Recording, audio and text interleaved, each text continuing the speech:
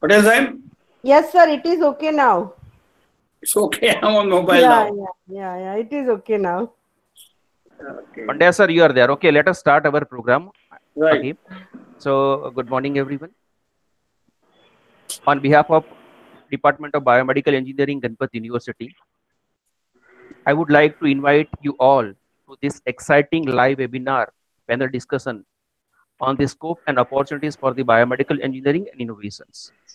And I hope that we all are going to enjoy this live panel discussion with our eminent panelists who are present over here. So on this auspicious occasion, I would take the opportunity of introducing two important things. One is the Ganpati University, and second is our eminent expert of today's panel discussion. So let me start with the introduction of Ganpati University. So Ganpati University is a state private university, was established in the year of 2005. Ganpati University is spread over the 300 acres of land, lush green campus, having the number of facilities. It has banks with ATMs in the campus, post office, open air theater, sports complex for indoor and outdoor games, gym, market, hostel for boys and girls, and many more. So let us take the virtual tour of Ganpat University through this video presentation. So all the participants have idea about the Ganpat University, right? So I would like to share my screen for the virtual tour of the Ganpat University.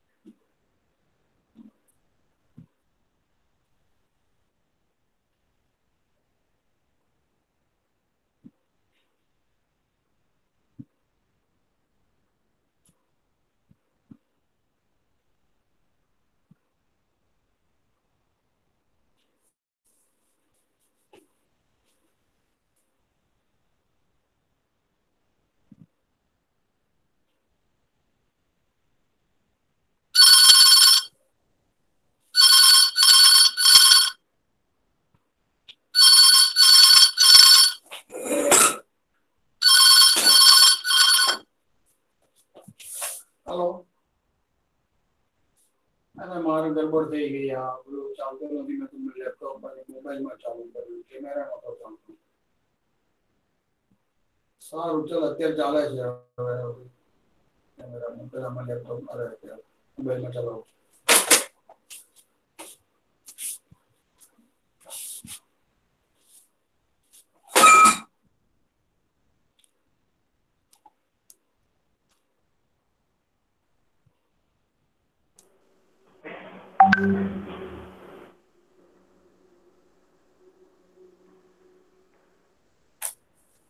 The video presentation of Ganpat University, and there is a one extremely happiest news for Ganpat University that yesterday the Outlook iCare 2020 has announced the private university ranking, and I am happy to inform you all that the Ganpat University is ranked 19th best private state university in the across the India. So this is the happiest news for us that Ganpat University is ranked top 20 in the rank of top 20 the private university in across the India, right? Now we are moving forward. Our eminent panelist members are here. Mr. D.L. Pandya, Dr. Karna Patel, and Dr. Jaideep Desai. I would like to introduce our all these three panelists before starting our panel discussion. Mr. D.L. Pandya. So Mr. D.L. Pandya is a multidimensional personality. He is actually an engineer with a PG degree in the industrial engineering and material management. He is promoting industry for manufacturing a component for the medical devices, market research, technical and management consultancy services since more than 35 years. He is the CEO and editor of bi-monthly published magazine Medical Plastic Data Services since last 27 years. He has compiled and edited number of books and published the number of articles into the reputed journals. He is a life member of National Biomedical Engineering Society, Society of Plastic Engineering USA, Association of Indian Medical Devices Industry, and Society for the Biomedical and Artificial Organ. So we are happy and we are glad to have D.L. Pandya as a panel member on this auspicious occasion. Welcome, Pandya sir. Thank you. Second panelist for today's panel discussion, Dr. Karna Patel. So Dr. Karna Patel is a unique personality. He is a doctor and entrepreneur. So Dr. Karna Patel completed his graduation in the facial field of dental as a best outgoing student and a PG in oral and maxillofacial surgery from the Bangalore. He has 5 years of experience as a consultant in head and neck cancer department, Ahmedabad. He is a founder of 2 startups actually. Hasai Care, that is recognized by the government of India, and Salvo India is basically manufacturing the non-woven disposable. He is also part of the online store, and he is also involved with the medical equipment division also. So we are happy that a unique personality like Karna Patel is here with us in today's panel discussion. Welcome, sir. Thank you, sir. And we have Dr. Jaideep Desai. So I am feeling very proud and privileged to introducing our third expert of today's panel discussion, Dr. Jaideep Desai. The reason for my happiness is Dr. Jaideep Desai is actually the alumni of Biomedical Engineering Department, Ganpat University. Dr. Desai has completed his BTech in Biomedical Engineering from the Ganpat University, Department of Biomedical Engineering in 2008, Masters in 2010, and PhD in 2014 in Biomedical Engineering with Robotics and Control from the Stevens Institute of Technology, USA. Dr. Desai is currently working as Assistant Professor of Biomedical Engineering, and he is a Director of Robotics Lab at Wichita State University, USA. And his projects are funded by Kansas NASA, National Science Foundation, aerospace and medical device industry in the USA. And currently, Dr. Desai is involved with the different type of research, and his research area that include the brain-machine interface, rehabilitation robotics, assistive technology, prosthetic and orthotics, cognitive neuroscience, and biomechatronics.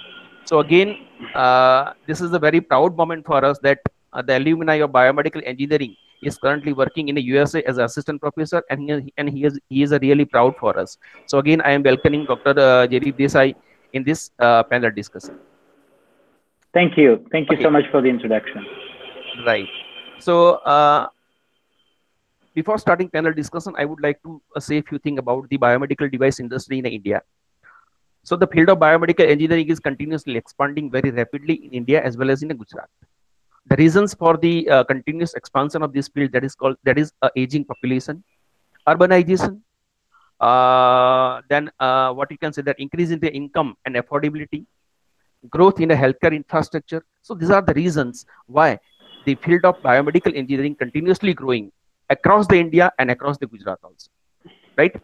Now I must share certain statistic with all of you that India that is among the top 20 medical device market in the world and the fourth largest in Asia.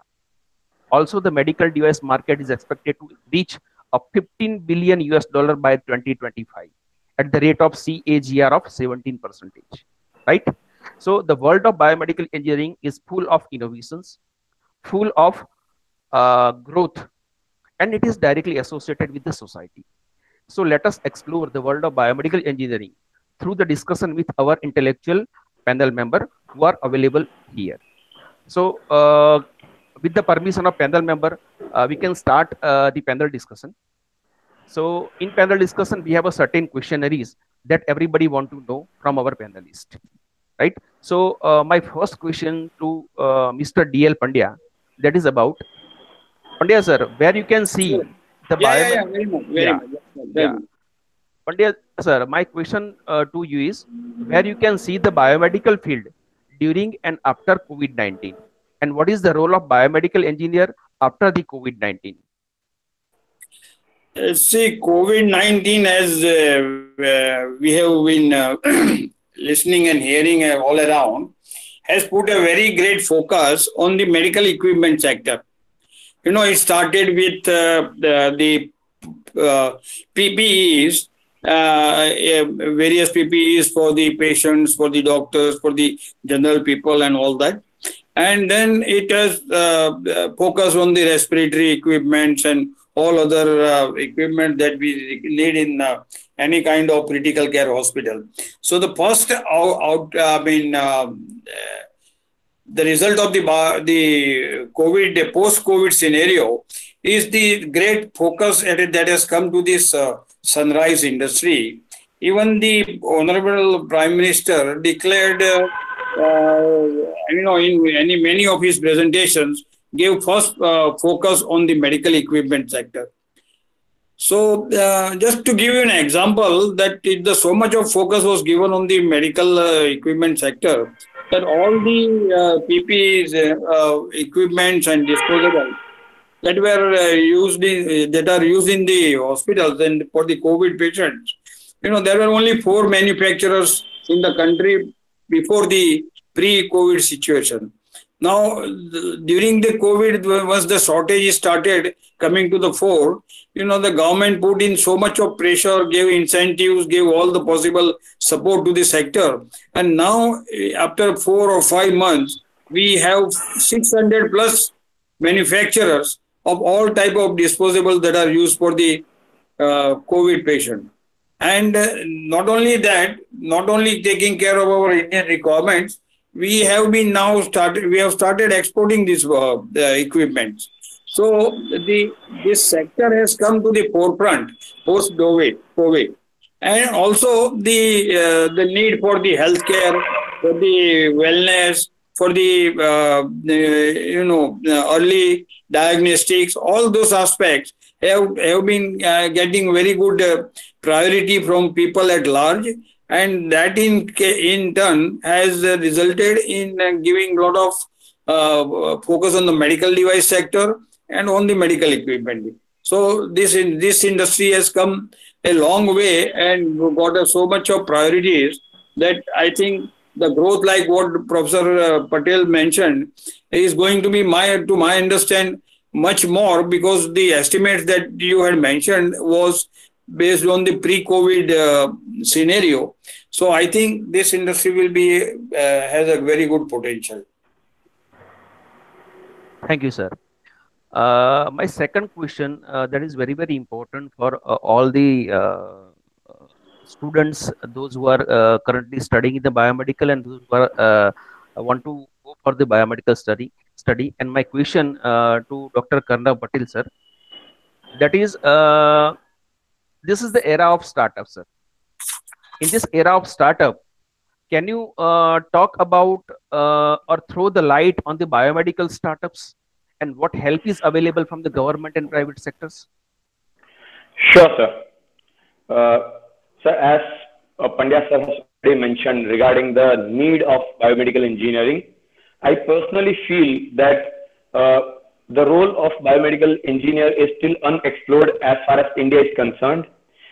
We can do much more, and a lot of streams need to come together, okay, because medical fraternity and biomedical engineers need to work hand in hand for innovations to come in. And as far as startups are concerned, government is doing tremendous work, but the thing is that as entrepreneurs, everyone needs to play a good role so that new innovations come in play. Our key focus should be on developing new products and devices. Right now, the statistics say that more than 85% healthcare devices are imported to India. It would be very appropriate. It is automatically a huge opportunity for Indian biomedical engineers. 85% imports. It means if we manufacture in India, because right now most of the things come from China, and because Indian government also has a stance of boycotting Chinese products, and even we as Indians should make sure that we utilize Indian products as much as possible. So it gives us a huge opportunity to manufacture things here, to come out with innovations, and I think we have adequate potential which has not been utilized. So we need to think out of the box and make new inventions and innovations. If I get some time, sir, I can present also a bit. I have a few slides regarding startups. So if you permit. Yes, sir, you are permitted.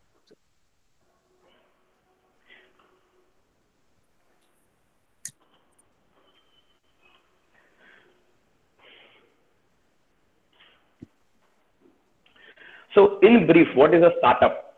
So every startup has a different definition. Government of India also has defined it.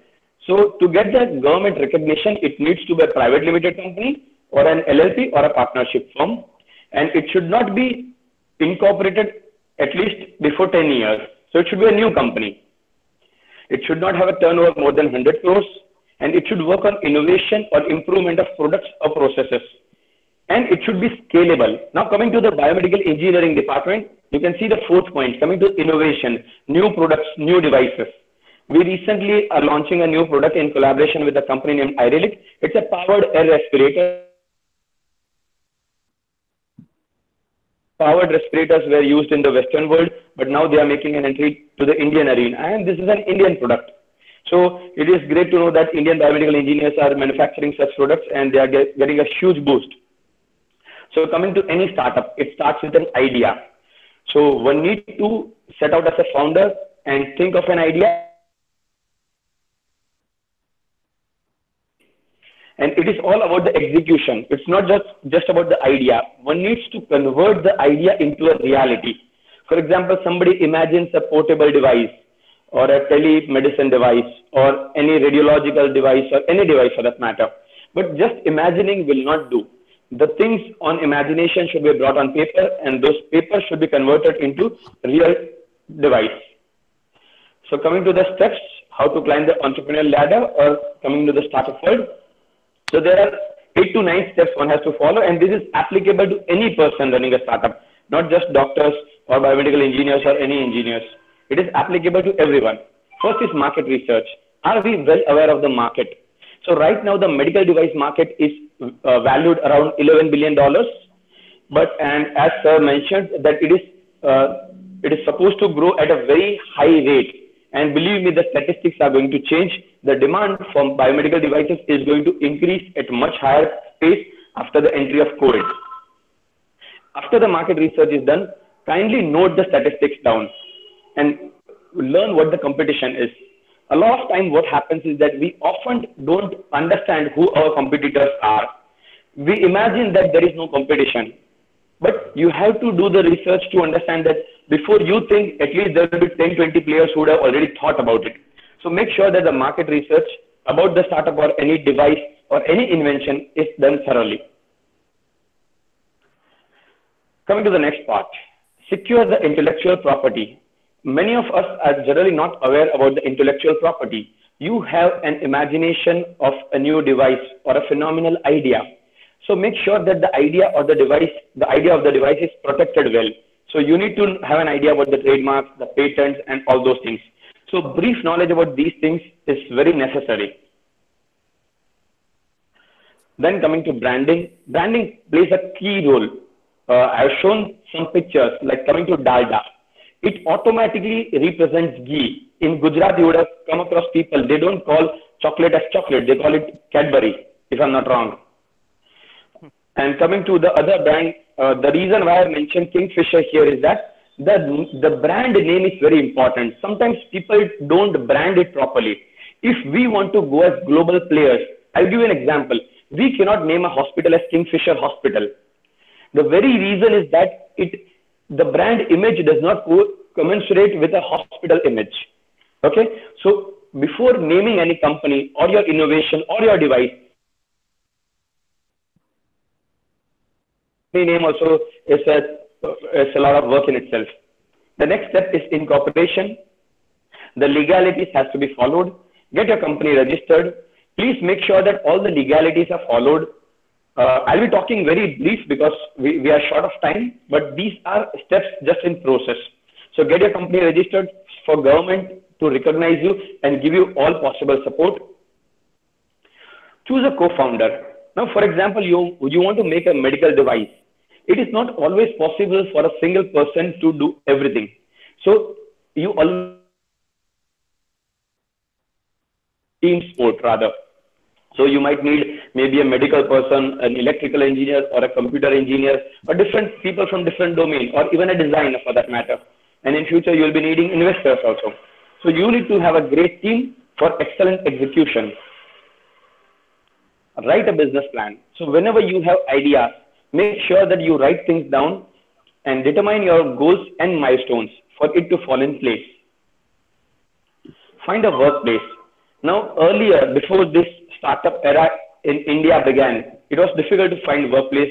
You need to rent a place out and all. But right now, with a lot of incubation centers and government support, it is very easy. And most of the places, it is without any charges.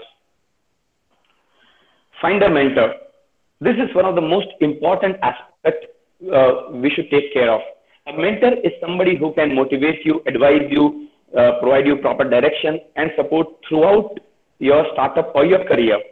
Okay, these are not just your school teachers or college teachers. It can be anyone. Your mentor can be junior to you or a senior to you. The only thing what matters is that they should be master in their own arena. So find a proper mentor who will help you for your growth and startup. Join any incubator. Now, incubator is something like so that startups are generally like babies or infants. We need to nurture them till they grow and start walking on their own. So government provides incubator support. So you can research out your own incubators. There are so many incubators right now throughout Gujarat and throughout India. One person needs to choose the best incubator for them, providing which type of startup they want to start, and then go ahead with it. Then there are accelerators who help you get a good amount of mentorship as well as great amount of investments to grow faster. You need capital for devices, because devices, for example, MRI machines or radiotherapy machines, now these are costly investments. So if you have bigger ideas, you might need to raise capital. So that also plays a role. And coming to the scope of innovations, so there are 3D printing devices, artificial intelligence, point of care diagnostics, biosensors, trackers, and robotics, telehealth and convenience care. So these are some of the scopes which we play in the startup world, and lot to come. And it's all about a lot of growth. And from my side, it's all about Make in India, because I love things which are made in India, and I'm a promoter of things made in India. And I would like to add that a ship in harbor is safe, but that is not what ships are built for. So we are not just made to learn and do the things which we are supposed to do anywhere. We need to think out of the box. We need to innovate, and we need to make something which can help the humanity. So this was in brief about startups. Hello. Right, sir. Hello. Right, sir. Thank you very much. You have said a lot of things about the startup and incubator and an accelerator and what type of help is available from the government as well as the private sector. So I think this knowledge sharing has definitely helped all those who wanted to start their startup. Pandya sir, again my question to you. We are talking about the skill development, right? So what is the importance of the skill development for the fresh biomedical engineer? And is there any opportunity in India? See, basically, the skill development is very important for professionally getting successfully established for any fresh engineer, not necessarily biomedical engineer. What is being taught in the curriculum during the university years is very fundamental and conceptual type of education. But the students have to understand what is happening in industry, and also look to what is happening at the level of the industry they are getting into, particularly any particular branch of the biomedical. For example, biomedical engineer has various sub-sectors, So wherever you are going to get into, you need to understand what is happening in the industry. And for that, it is very important to have skill development process to pass through. The government is giving very high importance to the supporting skill development. And to answer your question regarding the available sources for the engineers, one organization known to me is one Indian Biomedical Skill Consortium that is being run by Association of Indian Medical Device Industry, AMTZ, Andhra Medical Technology Zone. And also there is another institute called Sri Ram Institute of Medical Research in Trivandrum. So they are offering some courses or some training on developing skills necessary for the industry. So it's very, very important for the students to at least spend some time under this kind of training process, so that they can very well get very good opportunities. They will be very well accepted in the industry, and also they will have a very bright future. So skill development, to my understanding, is very essential, and I would very strongly recommend every level of student to go through once they have completed their formal education at the universities. Right, sir. Thank you very much. Sir, can you ask again one question? What sort of skill is required for a biomedical student actually? Are you asking me? Yeah, Pandya sir. Okay. See, when the student goes to an industry, there are very specific requirements of a specific industry, and beyond the fundamentals of the biomedical engineering, there are certain industry related requirements. Like there are regulations, there are documentation, there are some kind of what you can say activities. Say if you are getting into say further aspects like say clinical research, so some kind of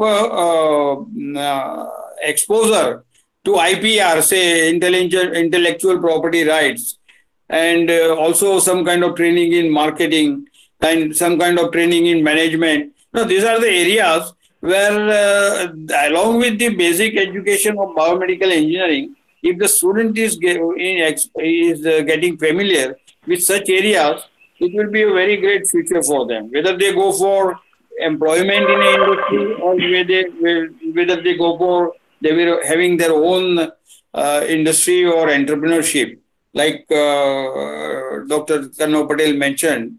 So these are the, even for a startup or even for a entrepreneur, all these kind of associated skills are very, very important, and students should all focus on this as soon as they are through with their education in the university. Thank you, sir. Thank you very much. I just would like to add a Yeah. comment, on the startup and the entrepreneurship. Sure. Throughout my career as a professor, I have seen many students, especially the undergraduate students in biomedical engineering. They work on their capstone project or final year project, and they always think about, I wanted to start a business. The government is giving money to start a new business. I can make a prototype and can easily make money out of it. But they don't realize that, the startup needs more work. As Dr. Patel said, Dr. Pandya said, the skills is very important, because you can't have all the skills in your profile, right? So having a good biomedical engineer starting a company always needs a stronger base, and that base can get it from your undergraduate degree in biomedical engineering. I have seen many students, they propose, they do literature review that, if this is our product, our product can sell to many of the targeted population, and we can make, the billions of money, dollars or in rupees. But at the end, after a year or year and a half, they realize that they don't have skills, they don't have time, right? So being trained perfectly is a good way to go with the startup business. Otherwise, it will eat up time, it will eat up money, and at the end, you won't get anything. So, always talk with the, someone in the field who's really recognized, who had some experience starting a business, and then communicate with them and learn more about, how do I start a business? What are the different ways to do it? Dr. Pandya talked about the IP, which is a really important stuff. If I have an idea, can I submit any, IP related document, or can I document it? So these are the really good information biomedical engineers should learn in their undergraduate degree.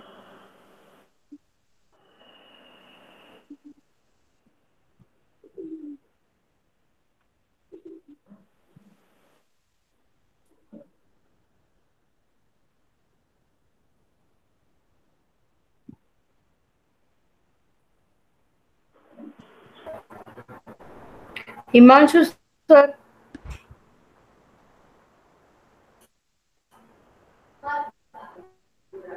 Yeah, nice, nice to hear the thing about the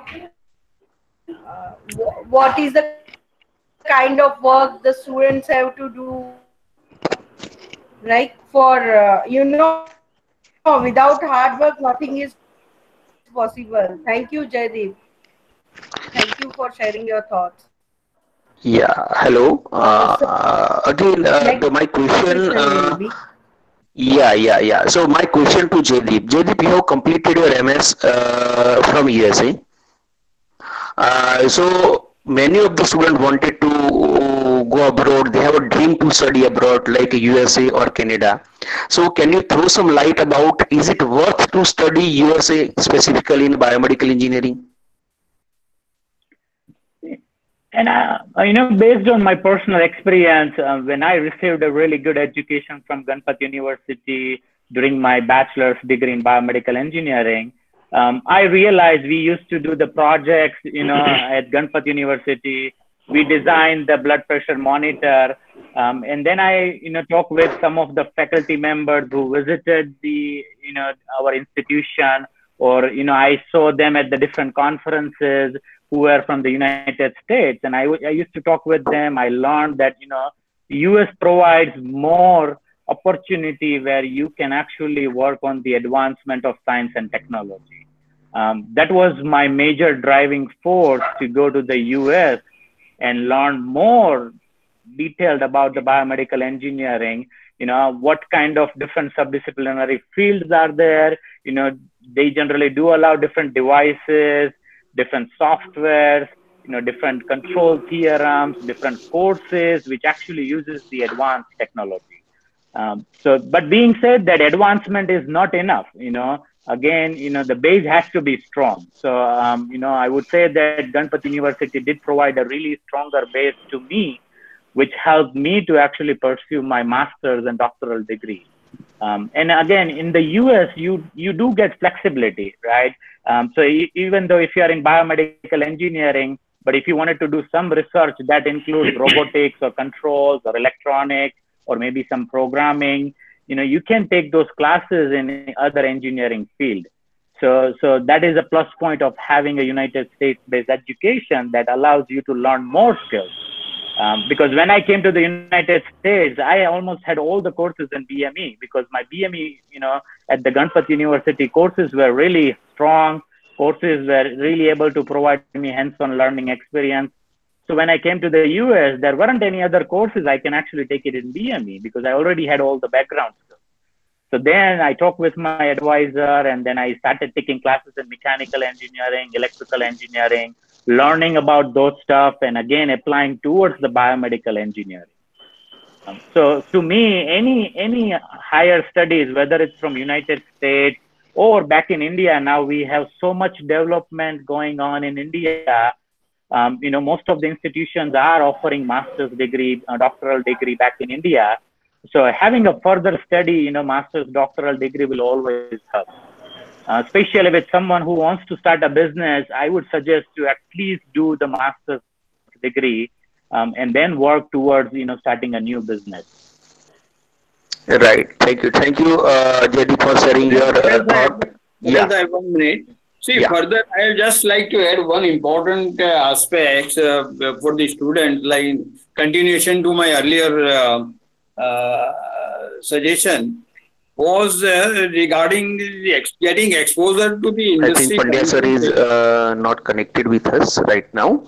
So we are continuing with Jaydeep. So Dr. Jaydeep, I would like to ask one more question on behalf of our biomedical student and biomedical fraternity. Then what is the scope of biomedical engineering in USA in terms of job, research, and by large as a career? Okay, my microphone is on. Okay. So biomedical engineering, as Dr. Hello. Dr. Jaydeep, can you hear me? Yes. Can you hear me? Yes, Jaydeep sir, we can. Okay. Yeah.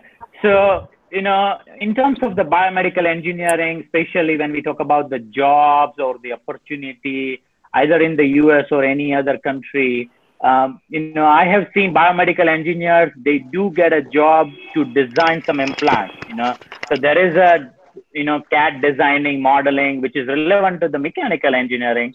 But since we biomedical engineers learn about this CAD modeling, learn about designing circuits, learn about computer programming, so that actually opens up many doors for biomedical engineers. My students, if I share my experience, I have students who got a job in Medtronic, working on the pacemaker, got a job in Zimmer Biomet, working on the implants. I have few students, they went for the medical schools to be a surgeon. Recently, I had a student, he got accepted into the defense program as a human machine interaction engineer. So one of my students, especially the biomedical engineering student, she got a job as a controls engineer in mechanical engineering. So it really depends on the interest and the skills students can pursue from the biomedical engineering, which will help them to succeed in their career. But I have seen many students do prefer to go into the industry right after their bachelor's degree. And I guess this is a good way because they learn some skills, and most of the time, this industry also supports students to do their masters here in the US. But many students, they just wanted to go for MD, PhD program to be a doctor, to be a surgeon, or just wanted to get, their job into the research environment. So the opportunity is endless. And then, there was a survey from Yahoo a few years back that talks about biomedical engineers actually get higher salary compared with the other engineering field because, we cover many areas of the engineering field.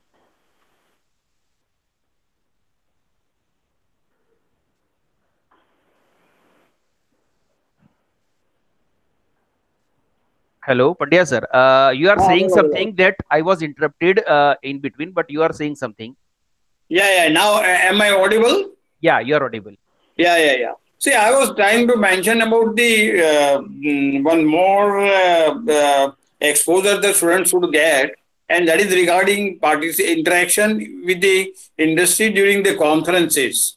You know that this Ganpati University students have been participating in our that IMDI conference that we do every year, and some of your students who were volunteers in our are getting into industry, and they are exhibiting in one of our exhibitions also as an industry participant. So getting exposure to the industry through conferences, also visiting the medical technology trade shows, international trade shows are happening in India at different places in Mumbai, in Delhi, and other places. So these are the areas where you get wider perspective to the sector. You can come to know what is possible.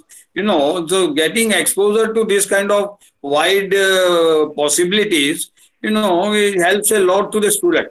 So my understanding is that during the whatever time, either during vacation or during some breaks in between, the students should take time off and be part of some industry conferences, some technology exhibitions. These kind of things help a lot. Right, sir. Thank you very much. Karnav sir, I have one question for you. We have talked about the startups and innovations and all that things. So how these startups and innovation that can help and how much impact it has on our society actually? Sir, as far as our country is concerned, we make... Hello, Karnav sir? Am I audible? Hello? Yes, sir. Yes. So as far as our country is concerned, we are a huge country, a population of over 130 crores. And as I had earlier mentioned, we do not make devices to a huge extent. We lag behind in manufacturing sector and in inventions as well as innovations. So when around 85% products come from outside India to 130 crore people, it is automatically an opportunity. So any small device you make will be automatically adopted by the population because one thing that it is local, the reach is easier, and we can understand the needs of people in a much better manner. Along with that, I would like to include that, as Sir said, that we need to add different skills. There are certain things which are not happening in our country. Like the field is biomedical engineering. It's a very unique field. A lot of different fields are involved in one single field. So it is unique and different. But what we need, for example, in our fraternity, I am considered odd. Odd in the sense, the thing is that this might not be very odd in other countries, because I know that in other countries, different doctors get involved in manufacturing sector also or in innovations also.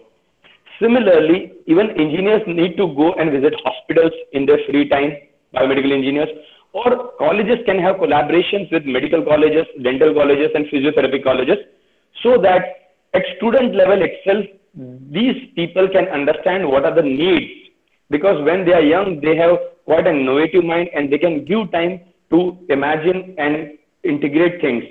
So I think certain things need to be added up so that they can find the loopholes in the healthcare system, identify the problem and work on the problem to create a new device or any other product for that matter. Right, sir. You are absolutely right. Now, Pandya sir, when we are talking about the biomedical engineering and across India and across Gujarat, so many of our students and participants wanted to know that what is the future and scope of the biomedical engineering across the Gujarat, across the India, and how large this medical device industry in India actually?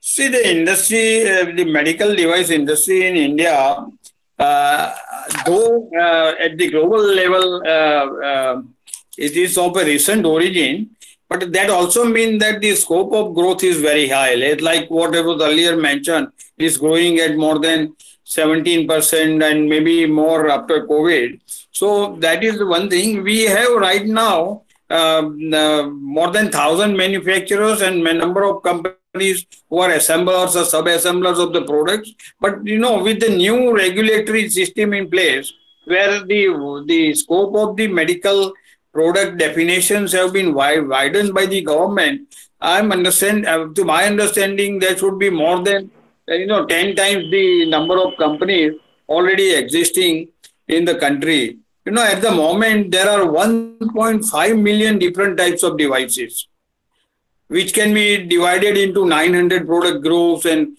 50 clinical specializations. So you can understand how wide is the scope. And if you come to the potential point of view from India, from the government support, the industry, medical device industry parks being set up, also the sunrise status of the industry given by the government, and also the production incentives. Now the government is giving production incentives to the companies for manufacturing the medical products. Because of the COVID situation where we started facing shortages and all that, and to import, like what Dr. Karnav Patel said, we are importing so high level of product. But now in case of situation like COVID, the import absolutely stops. So in those cases, we need our Indian industry. The government is started giving incentives for companies to manufacture medical products in India. So with all these factors put together, the industry is going to get very vast. As I said, 1.5 million products of different devices. So you can understand what is the potential of identifying some product or the other. Even one more important aspect is that if you consider the top 10 medical device companies, I'm sure that at least 8 of those global top 10 medical device companies have Indian subsidiaries.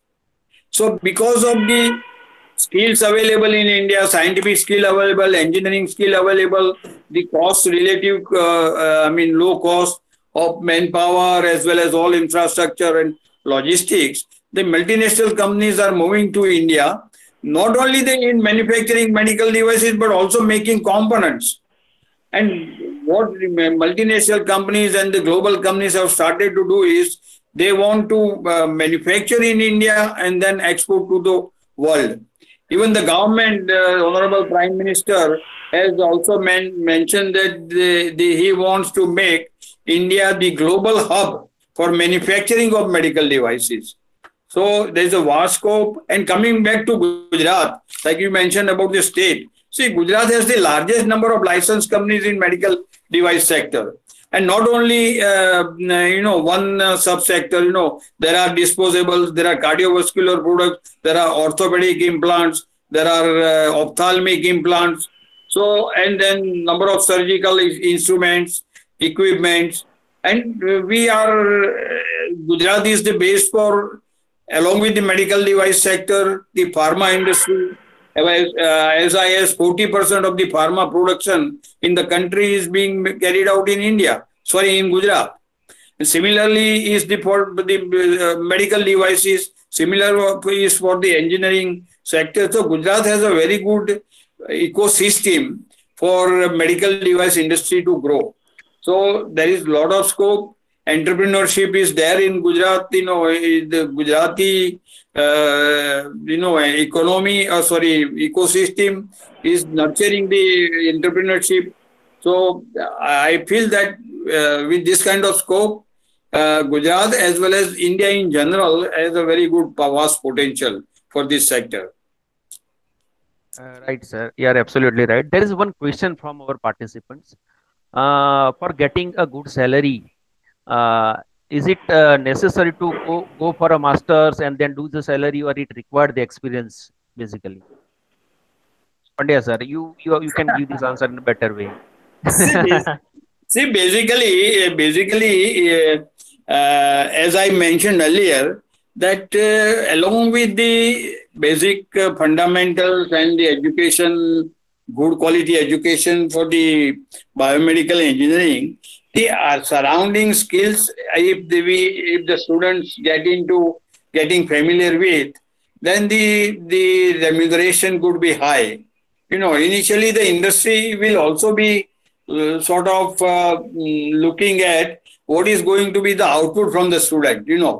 If it's just going to be a training for the student, then there will be limitations on the salary. But having done this kind of exposure, taking skill development courses, the other supporting education or the exposure, like what I mentioned earlier, if it is done, and then over a period of time, see, there is a difference between, let me tell you, this is a very, foundation discipline of engineering. And initially you take little time, but once you are there, you cannot be replaced by anybody.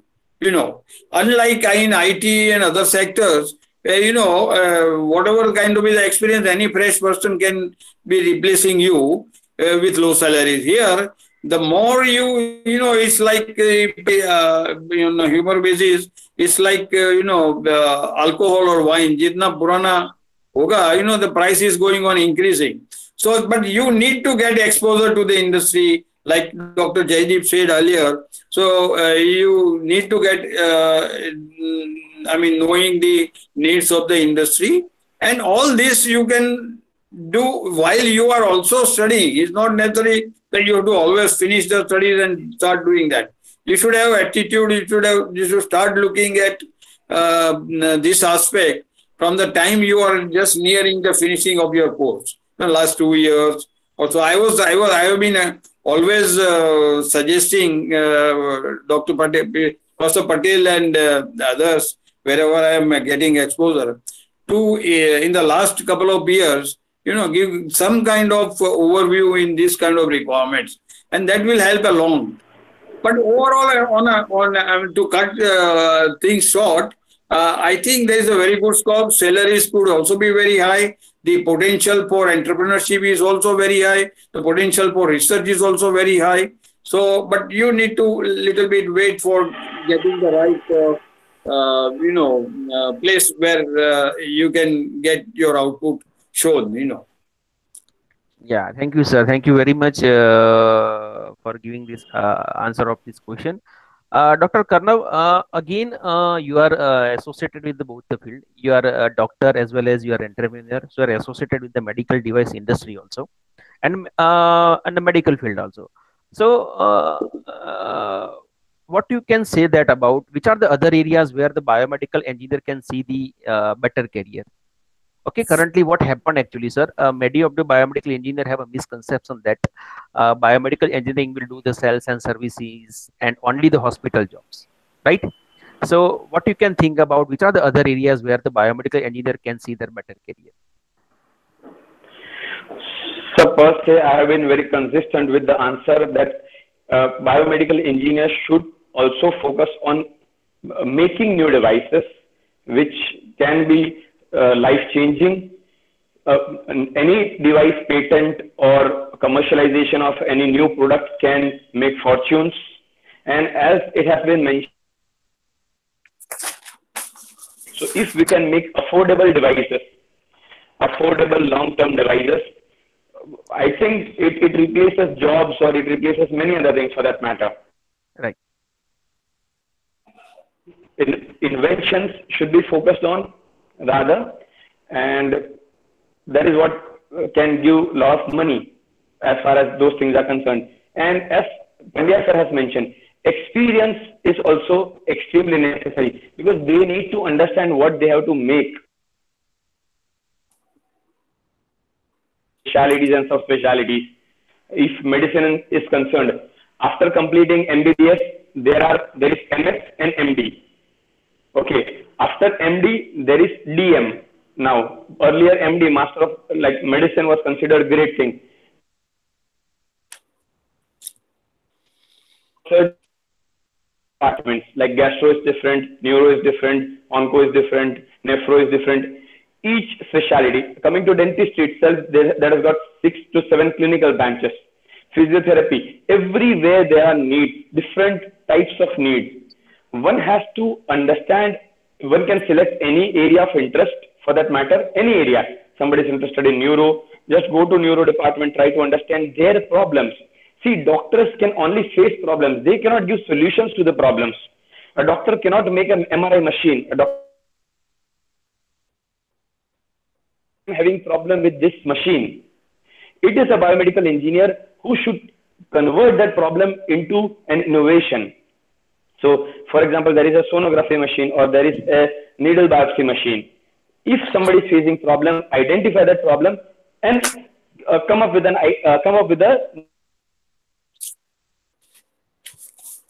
possible. I hope I'm clear enough for that. Right, sir. Means except for that sales and service and yeah. Patel sir. Sahib, Yes, sir. Patel Sahib, I'll mention some of the job categories for in the industry for students with biomedical engineering. You know, I'm just giving, there's a very big list with me about maybe I can say about 20-25 different possibilities.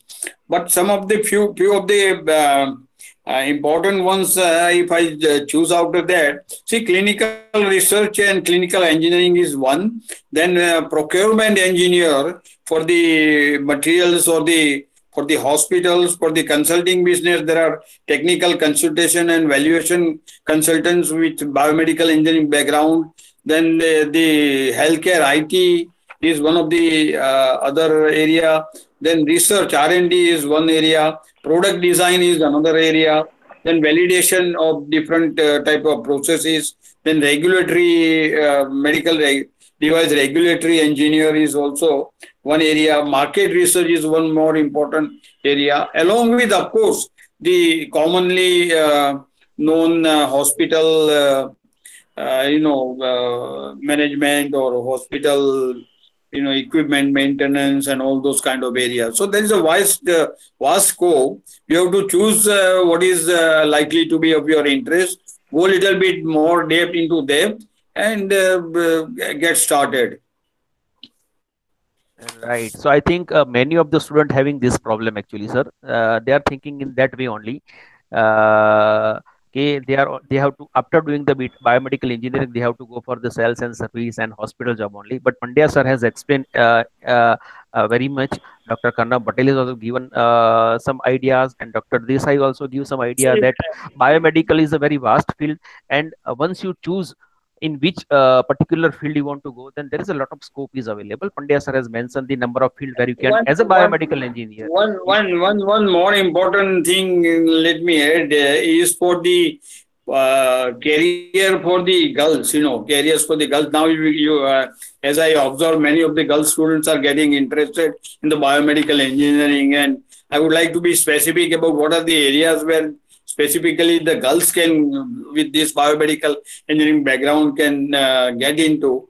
One is industry R&D, testing, product assembly, design of prostheses, for example, quality control, hospital biomedical engineering departments, academic, hospital consultancy, technical writing, content writing and other technical writing, and or writing like service manuals, designs, application engineers. So for even for the girls, there is a vast scope. Not necessary that every time the engineer has to go to the field and work on the remote areas and all that. A lot of indoor potential possibilities. So these are few of them.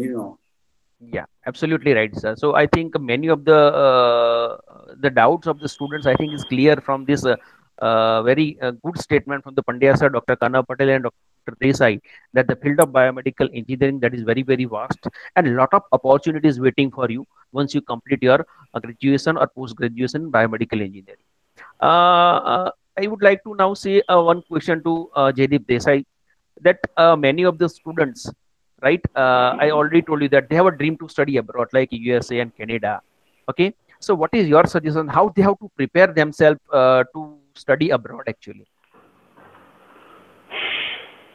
I would say that, you being an engineer, this is something I learned from my other advisor when I was doing my master's. Engineers have to think ahead.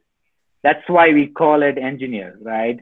Either it's designing a new technology, but, we have to keep thinking about the future. I mean, I'm not telling all the students to think about next 5 years where you will be, but I'm at least telling you that if you're going to graduate within a year or year and a half, start thinking about, how do I apply for the, graduate studies in the US or any other country? What are the requirements for this? Do I have to write any letter, statement of purpose? Nowadays, I have seen many students, they just go online, Google it, find some templates, copy paste the templates and submit it. This is not the way you apply for the graduate school, because when we get the application, we as a faculty member in the department, we do review your statement of purpose. We wanted to learn what have you done so far in your undergraduate degree, talk about that thing, talk about have you had any presentation, did you do any networking, have you had any conference paper. To me, if I have a graduate student applying for master's degree who actually at least did some conference presentation, I would definitely have that student compared with someone who did not have any experience at all, right? So going to the higher studies always takes time.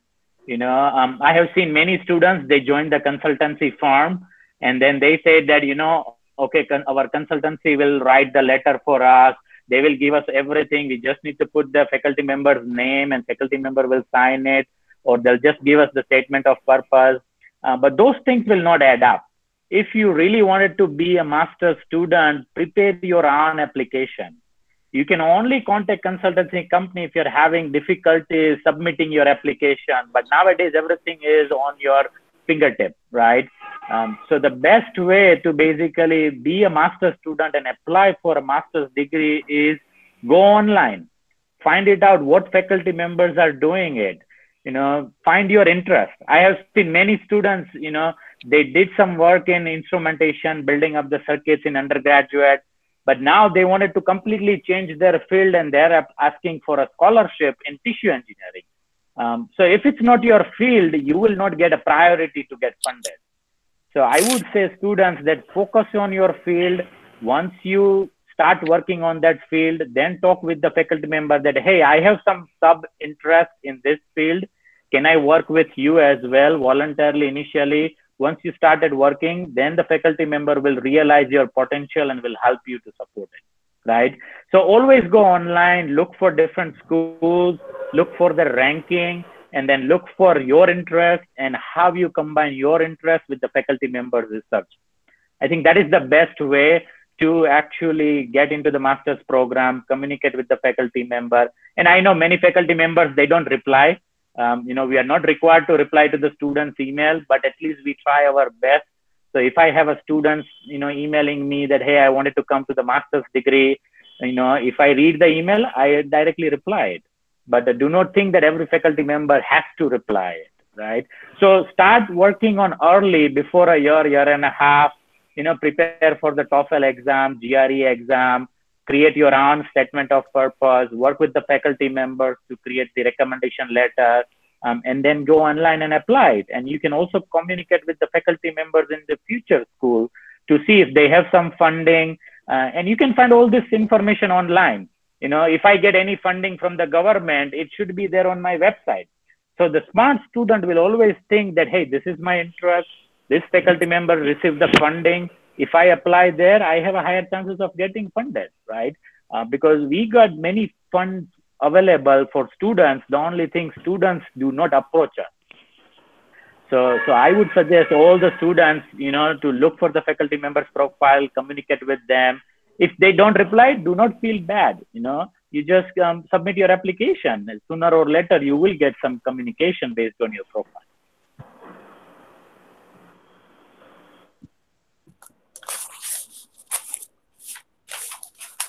Sir mike off છે. Himanshu sir mike off છે. So thank you very much, Dr. Jaideep. So it is a very good source of information for the students, those who are studying currently in the final year or completed the final year and want to pursue their higher study abroad.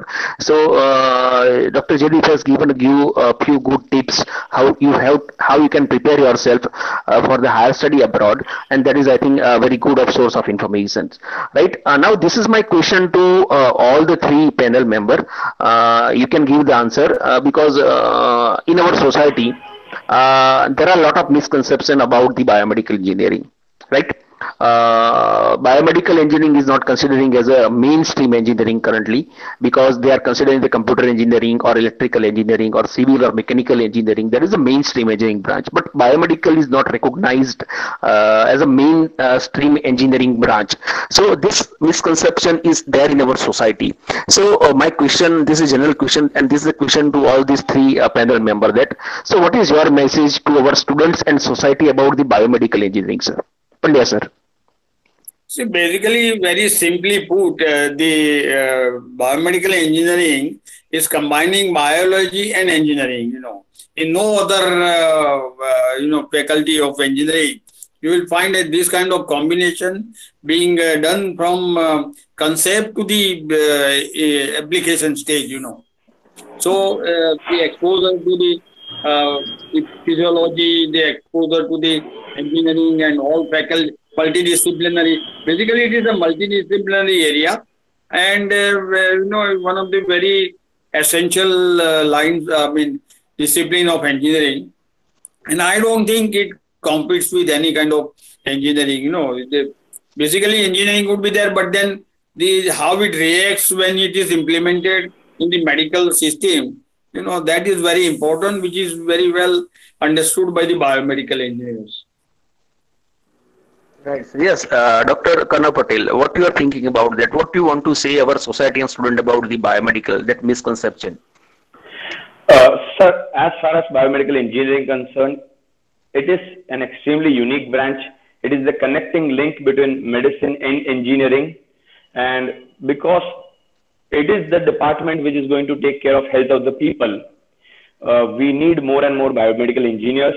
We will be, yes, it needs to, they need to work more, like doctors need to work more in collaboration with biomedical engineers. And I think institutional level of work need to be organized, like hospitals, collaborations with biomedical engineering colleges, so that better awareness about biomedical engineers prevail and they can understand the problem statement well. And because it is like the scope is unlimited as far as I understand, because you cannot limit biomedical engineering. As far as life goes on, the way things are going, innovating, because we have seen the technological advancement in past few years, especially in past 20 years, since the smartphones have arrived. Now, even small, like you get vitals on your phone.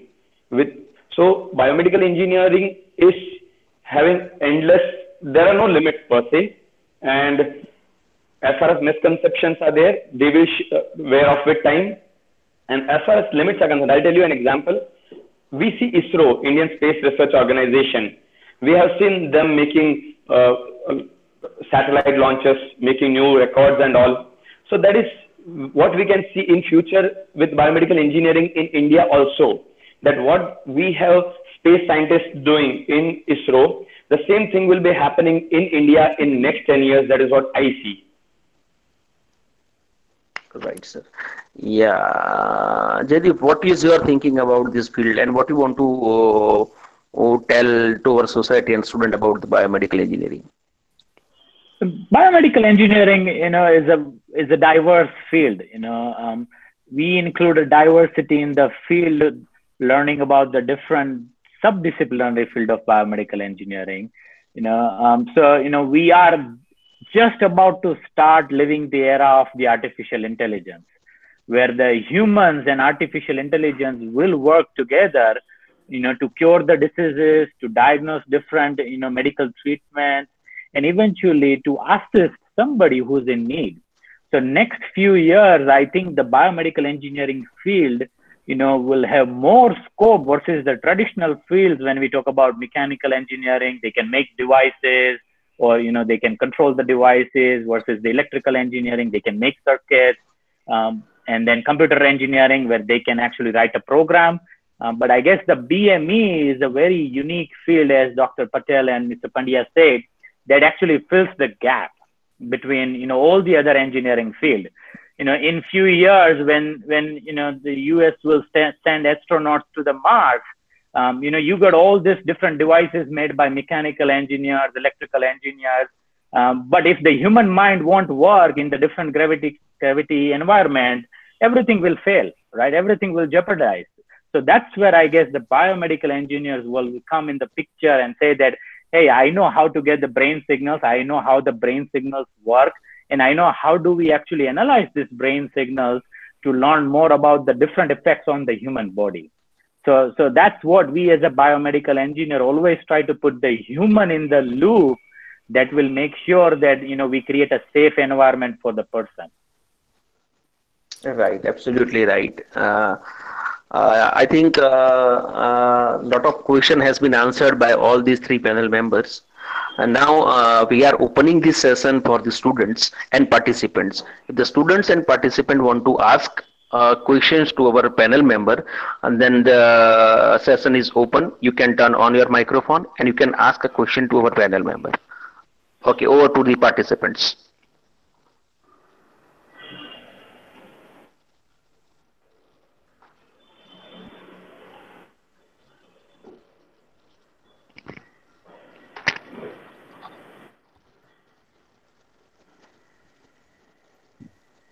Yes, any participants wanted to ask questions, that the session is open. You can turn on your mic and you can ask a question to our panel members.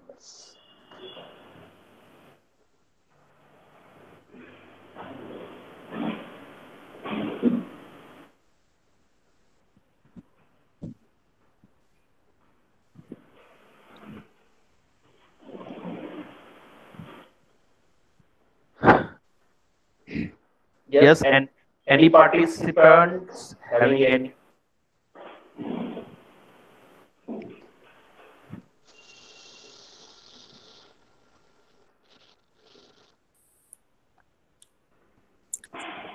Yeah, I think one question is there in our chat box. What all skills should be acquired during our bachelor degree?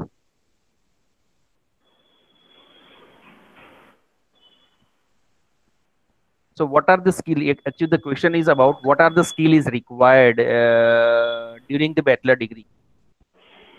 That is the questions.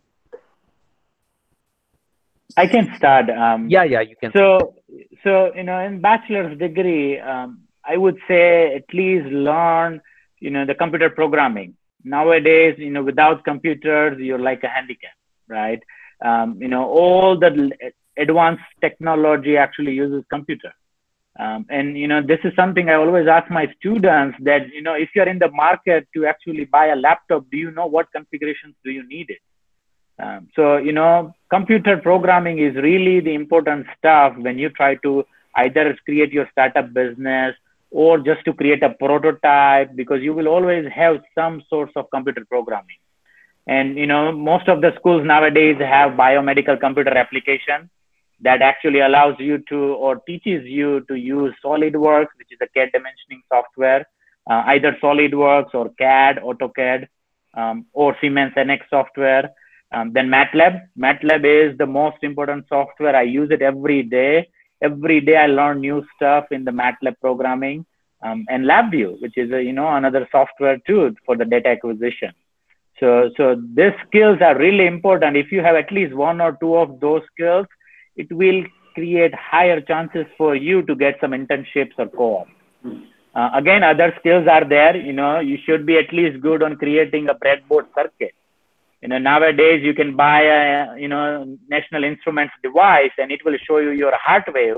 But as a biomedical engineer, you should be able to use this electronics, build your circuits, create an amplifier, filter, rectifier, use microcontroller programming to program it, and then create a prototype. So some hardware, some software skills are always important in your bachelor's degree.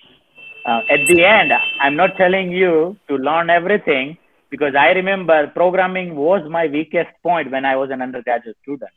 Other than that, I was pretty good in electronics and everything. This is something my advisor found out when I was doing my master's, and he gave me thesis on my master's on programming. So I had to learn programming, and then I realized that, everything adds up at the end. So as many skills as you learn is always helpful, but do not stress yourself that you have to learn everything. Nobody knows everything, but you go day by day and keep improving your skills. Right. Thank you very much. One another question is there in the chat box. What is the future of biomedical engineering in India? I think the question that was answered by Pandya sir already. He has said there are a lot of scopes available in the India, and the Indian market by 2025 that has become a $50 billion market about the biomedical device, right? So I think future in the biomedical future in India is very good, because there are a number of reasons. One of the reason is the population. Second reason is as the Karnav sir said, a lot of startups and innovations that is coming up, and in a lot of manufacturing units and manufacturers are also come to India, as Pandya sir said, for manufacturing of the medical devices. So future of biomedical engineering is very good, I think, in India. That was answered partly by the Karnav sir, Pandya sir, and Dr. Jaydeep Desai also. Another question that is about what sort of programming language we have to learn. So I think just Jaydeep Desai said that MATLAB, LabVIEW, and a CAD software, there are different type of programming languages are there. If you have an idea or knowledge about that MATLAB or LabVIEW or interfacing and microcontroller programming, then I think you can become a good biomedical engineer, and you can use this programming knowledge or programming language knowledge in designing or innovation of biomedical engineering actually. So that sort of programming languages are required. But yes, sir. Just regarding innovation, let me add one thing for the students during the university education is the participation in various award programs. There are many award programs for the biomedical engineering students or the medical device engineering students. Like what we used to organize Sushruta Innovation Award for innovative ideas and all that. So the students should take initiatives and participate in such student program awards during their education, so that they can get a lot of recognition, like what Dr. Jaydeep Desai said, during their higher education also, and also that will build their skill for innovation also. So that is also one more important thing I would like to add. Right, sir. Thank you. Another question is, what is good to do a MBA or management in health sector after the BTech? So what is the good route? That is one of the questions. Whether student has to go for the MBA or whether student has to go for the management in health sector after doing the BTech. Yes, Karnav sir, do you have any idea about this health? Yes, sir, I can answer that. Right, sir. So I generally say that as the aim should be very clear, what the person wants to do. If the aim in life is not clear, things will be random, the vision will be blurry. But once you have decided, for example, there is a question by Mr. Deepen Savalia also regarding the same, whether to choose or MTech or MBA or to go for entrepreneurship. Now, if you want to be an entrepreneur, entrepreneurship does not require any degree. You can see the biggest entrepreneurs on earth did not have any degree. For doing business, you don't need degree. What do you need degree for? You need a specific skill set to organize things in proper manner. For example, if I'm an entrepreneur, now I had done my graduation, my master's in maxillofacial surgery. I was not taught business by anyone. Unfortunately, I was not even able to do my MBA. I wanted to do my MBA, but unfortunately, I was not able to do. So I always say that learning and knowledge is available for free. You can get knowledge from anywhere. Right now, you have YouTube's very online free courses. Just decide a skill that you want to learn and go through those online courses or videos or whatever. Upgrade your skill set and constantly keep learning. Age is no bar to learn. You can learn at 30, 40, 50, 60. Learning is an endless process. The more skill set you have and specific skill set you have, the better you become.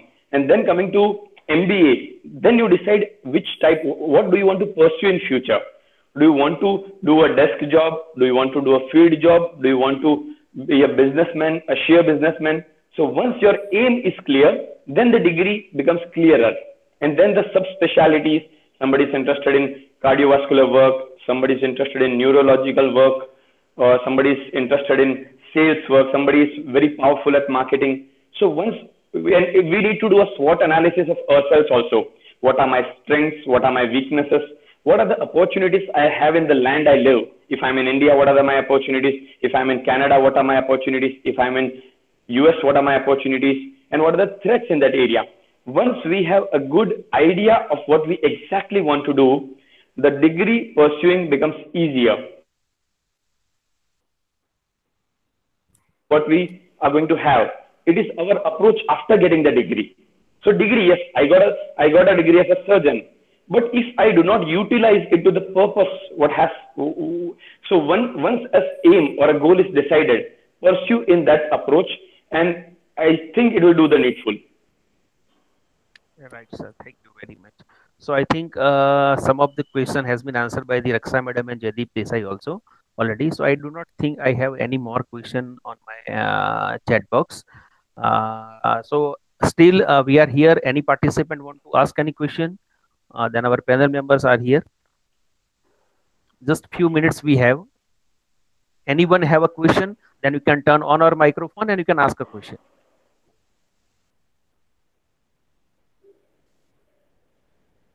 Okay, we have some question on the chat box that which locations are most popular for the biomedical engineering job.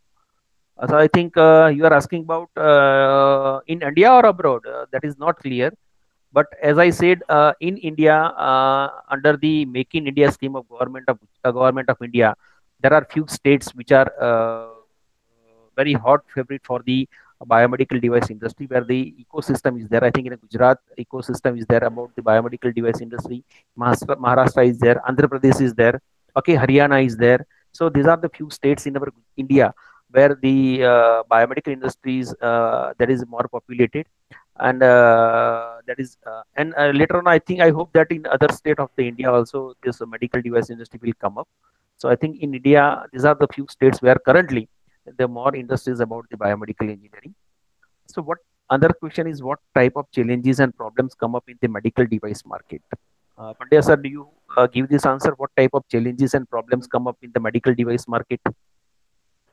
See, basically, they are not the problems, but the challenges, yes, of course. See, number one is the regulatory part, say regulatory position or the situation is changing, and as the time goes, it becomes very strictly being implemented. So following the regulatory requirements is one important aspect, which is very, essential. And sometimes the industry finds or the students find it difficult to, attain to. That is one aspect. And of course, you also have to understand that, out of so many, as I mentioned, See, 1.5 million different types of devices. That doesn't mean that you pick up any device from 1.5 million and then you can do a very good job out of it. So you need to do a lot of market understanding, because it is also see, the device sector is made up of various products with different technology levels, low level, medium technology level, high technology level. And then you also to understand which requires what kind of capital investment, what kind of, working capital is required. So all those kind of challenges are there. So you have to find out where you fit the most, like Dr. Jaideep Desai mentioned about the higher education. Even in industry, you have to find out where are your strengths and which part of the industry you fit most. So that selecting that is also a challenge. I don't see there are any problems. By and large, this sector is growing more than any other sector of the industry. So there is no way that you can say that there is a problem out of this. But then, of course, you have to get prepared and understand everything, and then face the challenges as they come. Right, sir. Absolutely right. I think there are no more questions because all this question has been answered. See, Patel sir, if you have a few minutes for those new, or the undergraduate student, I would like to just mention some of the specialities, sub-disciplines, what Dr. Jaideep Desai mentioned about in the biomedical engineering. These are biosensors, biomechanics, biomaterials, biotechnology, biomedical instrumentation, nanotechnology, clinical engineering, then medical laws or IPR, medical imaging, neutral engineering, physiological modeling, prosthetics, rehabilitation, tissue engineering. So many sub-disciplines are there. So there is a vast scope, And then hospital management, as I said, biostatistics is also there. So a lot of scope is there once you have the basic education in the biomedical engineering. Right, sir. Okay, thank you very much. So we have a few more questions that I would like to give answer. There is one question which one is more effective, MATLAB or Python. So MATLAB is more over towards the technical programming language and technical analysis language. Okay, so you can solve your technical problem and you can do the technical problem analysis using the MATLAB. While the Python, as far as I concern, I don't have much knowledge about the Python, but Python that can be used for the machine learning and artificial intelligence like that. Okay, that type of program. But MATLAB that can be used for all sort of technical problem analysis and problem solving. Okay, whether it can be a computer science or whether it can be a signal processing or it can be a instrumentation side or it may be a control system engineering. So MATLAB can handle and MATLAB can solve all that type of technical problem of the technical subject, and it can do the analysis also. Right. So there should not be any comparison between the MATLAB and Python. They are used for the different purposes actually. Right.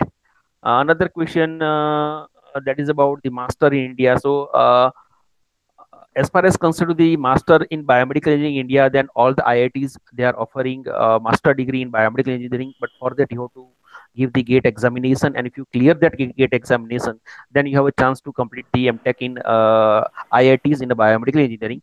As far as many other universities except the IITs, they are also running the MTech courses. For example, in Gujarat, our Ganpat University itself, we are running MTech in biomedical engineering. So there are so many universities in India. In Gujarat also, they are running the MTech courses in biomedical engineering, right? Right. So I think another question for the Pandya sir specifically: how does the current BME student can benefit from the local electronics automation industry and gain practical experience in the field of biomedical engineering, specifically in the state of Gujarat, sir? How the current student they are benefited from the local electronics and automation industry? From the local, I mean, with the background of automation, you mean? I am not getting clarity with the question, Sure, he is basically doing BTech biomedical engineering, and she is asking what we can do during our BTech engineering. Means, is there any work related to, is there any project which will be sponsored by any company or suggested by any company to work on it? See, basically, as I mentioned earlier, for any company to offer any kind of opportunity to work, you need to be competent to show to them that you will add value to whatever work you are going to do.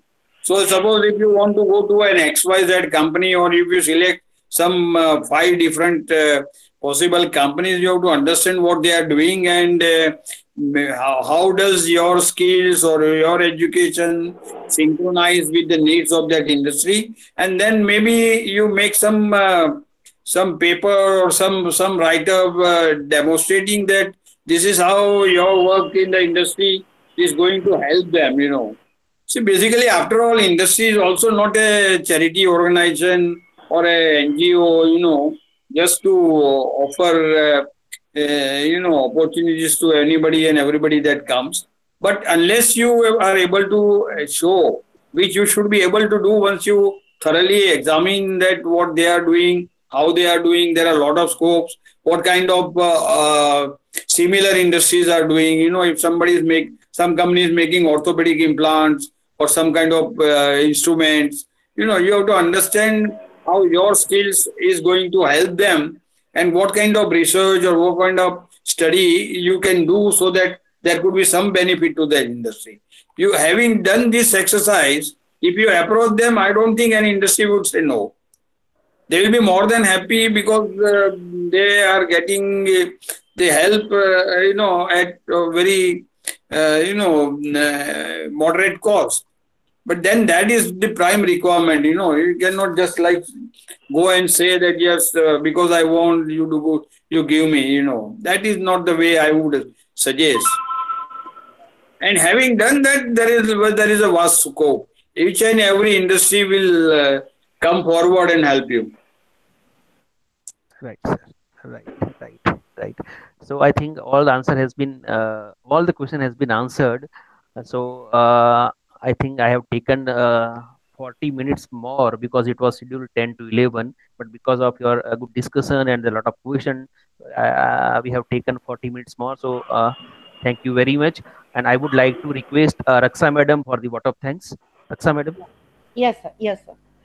So, Dr. Jaideep sir, Dr. Karnav sir, and DL Pandya sir, thank you very much, sir, for speaking to our students about scope and opportunity for biomedical engineering and innovation in the field of biomedical engineering. The students and faculty who attended really enjoyed your presentation, your speech and everything, sir. The content and query you have talked about biomedical engineering will definitely help the students to choose or select the right career path for their future and life, sir. We appreciate your making time in your busy schedule to speak this panel discussion. Thank you again for sharing your time and expertise. This time and expertise will give us a lot, the things which we don't know even. This event could not be completed without your specific expertise, sir. Thank you for your nice support. Last but not the least, dear participants, thank you for attending the panel discussion. We hope that this discussion will help you and will informative for your future decision and the kinds of problems which you are facing. So our primary goal is to increase our understanding regarding new era in the healthcare industry. Actually, for that we have planned this panel discussion. I wish you all the best for your future, bright future. Thank you very much again for the part of our discussion. Thank you very much, participants. Thank you, Karnav sir, Pandya sir, and Jaideep sir. Thank you. Thanks a lot for your valuable time. Thank you, sir. Thank you. And I have written my mobile number here and my email ID also, right? So if any participant having any questions or any doubts still, you may write or you may talk with me. So we will further discuss, and if possible, we can convey our question to the Dr. Karnav Patel, DL Pandya sir, and Dr. Jaideep Desai if the further clarification or further thing is required. Okay. So on behalf of Ganpati University, and Dr. Karnav Patel has also written their email ID. Jaideep Desai also written their email ID. Okay. So if you need any help regarding to the startup, innovations, entrepreneurship, higher study at USA, you may write to Dr. Karnav Patel and DL Pandya sir as well as Jaideep Desai. Definitely you will get the answer, and you may be and we hope that with the guidance of all our eminent panel members, definitely you will create a huge success in your life, right? So again, on behalf of Ganpati University, Department of Biomedical Engineering, from the deep of my heart, I would like to thank DL Pandya sir, Jaideep Desai. He is joined this meeting from USA, and Dr. Karnav Patel sir, as well as my biomedical department faculty members and all the participants. That this discussion, I hope that, and I wish this discussion will definitely bring more knowledge about biomedical engineering, and you can create a successful career in the field of biomedical engineering. And I hope that, as Dr. Karnav Patel has said, we are importing 85% medical devices from other countries, right? And I hope that with the help of such a great biomedical students, okay, definitely in the future, we will not import, but we will export the medical devices to the other countries, right? So thank you very much, all the panel member and all the participants for joining us and make this session live and successful. Thank you very much. Thank you, Patel Sahib. Thank you. Thank you, sir. Thank you, DL. Thank you so much for the invitation and hosting this panel discussion. Thank you, Jaideep. Thank you, sir. Thank you. Yeah. Thank you, Pandya sir. Thank you, Jaideep sir. Thank you, Himanshu sir, for inviting. It was a great session. Yeah. Thank you, Karnav sir. Dr. Jaideep bhai, which part of US you are in? I'm in the middle of the US, so Kansas. Oh, you are in Kansas. My son is in California right now. He did doctorate in plasma physics. Okay, nice. It's a good field. And he is doing some. He is working with some research based organization for nuclear energy, like plasma based nuclear energy. That's really good. Yeah. And my younger son was in Delaware. He also completed his doctorate in astrophysics. Oh, nice. That's a good field. I have one of my relatives who's doing astrophysics. Yeah, but then after his completion of the PhD program, he moved to Belgium for some research activity. Interesting. Yeah, there are many doors once you have a good degree. And then same thing, the students will also hopefully find their way to be successful. Sir Pandya sir કદાચ આપણે મતલબ Jaydeep sir ને લોકો સાથે તમે already communicate કરેલું છે because એ ટાઈમમાં તમે કોલેજમાં પણ વધારે આવતા હતા ત્યારે બરોબર હવે નથી બોલાવતા તમે યસ સર તમારી પાસે ટાઈમ નથી સર હવે બેન એક્સપર્ટ થઈ ગયા હવે ના સર એવું નથી એક્ચ્યુઅલી સર પંડ્યા સર તમે વર્ષમાં એક વખત બોલાવીએ તો પણ તમે માંડ આવો છો સર હવે તમને અમે ઈચ્છીએ છીએ કે તમે એકલા નહીં કર્નવ સરને લઈને આવો હવે તો કોવિડમાં નીકળવાનો પ્રોબ્લેમ છે ના સર કોવિડ પત્યા પછી કર્નવ સર હેઝ ઓલરેડી ઇન્વાઇટેડ અસ કે ભાઈ આ થોડી condition become normal then we at least have sum meeting with our expert and all that thing at our Ganpati University, then we can think about the other courses and other opportunities in the field of biomedical engineering. So very soon, as the condition become normal, definitely we will have one meeting at our campus, Ganpati University campus. And I am expecting everybody will join us, and we can, and if possible, we can invite the Jaideep online.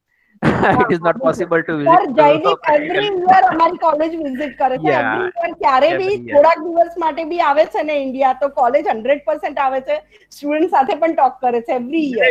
Alumni is very a good resource. Yeah. For new students as well as the university, so you should be interactive with them. Sir, it was great actually. Even Jaideep sir, I had one question for you. I was not able to ask. If you have time, can I ask? Sure. Just call me Jaideep. I mean, you both are more experienced. Just call me Jaideep. No, maybe we are at the same experience level. The thing is that I wanted to know more about robotics in healthcare. I think you are working more about those things.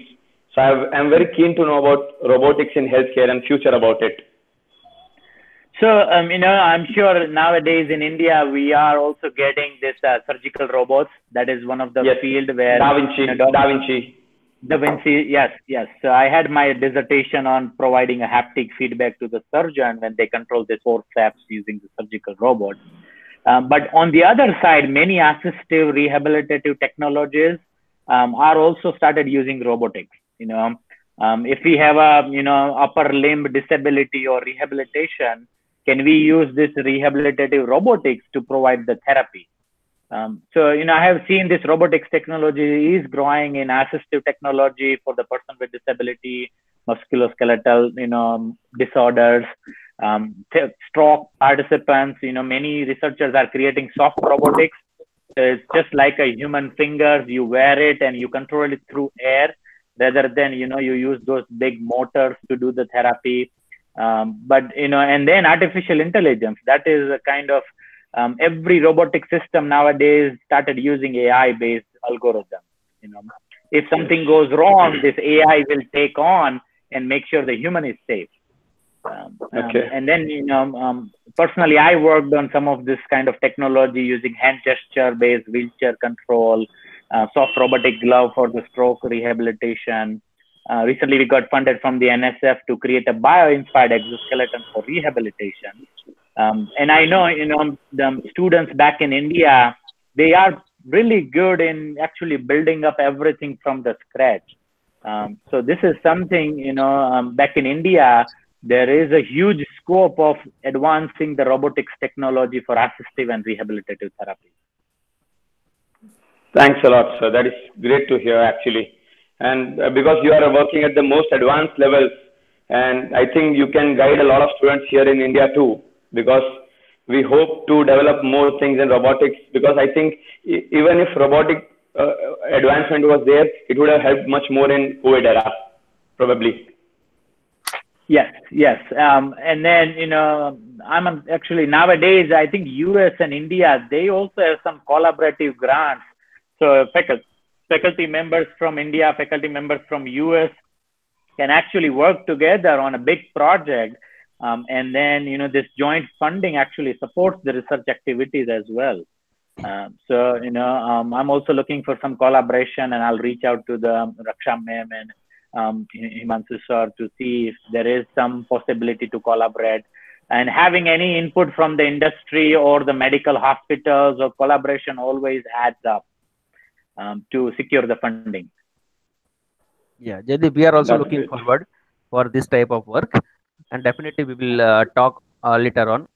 Sir, Jaideep is trying to, he is trying to speak with his university, and he will, if any possibilities is there. Yes. So some collaboration from the university is a different scenario. Some collaboration with the joint project is a different scenario. I know, Ganpati University started approaching to the other schools to do the joint program. So students can study in India for 3 years and maybe 1 year in the US. That is something can be done, but then it goes to the higher authority. So I need to talk to the department chair and see, is there any possibility to do the joint program? But on the other side, research project is open, because being a primary investigator from my lab, we can start any project together once we figure it out, the ID and other stuff. And then do some publications. That always helps to secure some grants and eventually secure some funding from the government for the advanced work. Right. Actually, Ganpati University has last year we have a collaboration with the Lincoln University, California, and in a collaboration with the Lincoln University, currently we are running a BSc in biomedical science program in biomedical department. Right. So in that program, actually, student has to study 1 year at Ganpati University and 3 years over the Lincoln University, or 2 years over here and 2 years over there. And at the end, Yeah. student will get the BS in Diagnostic Imaging degree from the Lincoln University. So that program we have started last year. So that collaboration we already have with the Lincoln University. Okay, that's good. Our department is focusing more on the biomedical engineering itself instead of biomedical sciences. Right. So we focus more on the technology, and then some of the skills students need to have it to secure a job in the field. But yes, I'll talk to our department chair to see if there is some interest to collaborate and then get some joint degree programs together. Yeah, sure. Thank you. Okay, sir. So, have any question or any discussion is required, or should we leave? Okay, sir. I think this was very good. Yeah, definitely. It's a successful webinar panel discussion, I think. But Right. sir, without your support, it won't be possible. Yeah. Right. Yes, sir. So, Kanav sir, Pandya sir, and Jaideep, can we leave, or still some discussion is required? Sure. No. It's okay. Okay. Sufficient, sir. Thank you. Yeah. Take Once care, again, Jaideep. once again, Thank you, very everyone. much. Thank you, everyone. Thank you. Thank you very much. Thank you. Thank you, sir. Thank you, everyone. Thank you, Pandya, sir. Thank you, Dr. Karnav. Okay, Yeah, thank you very guys. much. Thank you, Thank sir. you. Thank you. Thank you, sir. Thank you. Thank sir. you. Thank you. Thank you, sir. Yeah, chalo. I think it was a good, fruitful online session, that panel Yeah. discussion, and I hope that all the participants definitely have an advantage of this discussion. Yeah, definitely. Yeah, and already we have a mail ID that is given to them. So if they have any questions still, they will ask to us. They will write, or they will talk with us, right?